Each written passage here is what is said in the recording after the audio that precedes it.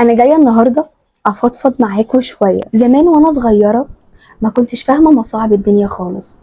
كنت شايفه الدنيا سهله وبسيطه مفيهاش اي عقوبات خالص. كنت دايما بستغرب ليه كل الكبار متعصبين دايما، ليه كلهم شايلين الهم، ليه ما بيضحكوش. لحد ما كبرت وفهمت كل حاجه.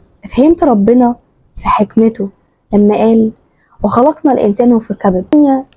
وفهمت والدنيا وما هي إلا مشقة باختلاف الاختبارات على كل الناس. وفعلا مش زي ما كنا بنشوف الأفلام والمسلسلات إن هي سهلة وبسيطة مفيهاش أي مشاكل خالص. وطبعا ده غير السوشيال ميديا اللي بتجمل كل حاجة فيه. ببساطة مفيش إنسان على وجه الأرض مش مبتلي، مفيش أي إنسان حياته كلها 100% حلوة، مفيش إنسان ما عندوش مشاكل، مفيش إنسان ما عندوش أزمات.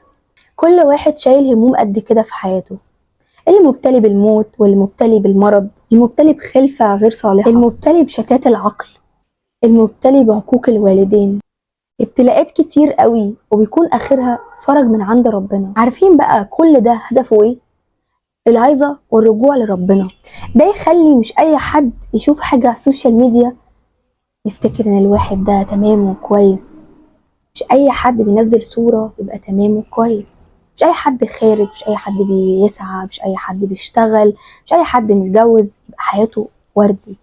كل الناس بتبص من بره بس ما بيبصوش من جوه. الناس بتبص من السوشيال ميديا ومن بره، وللأسف دي بقت حياتنا.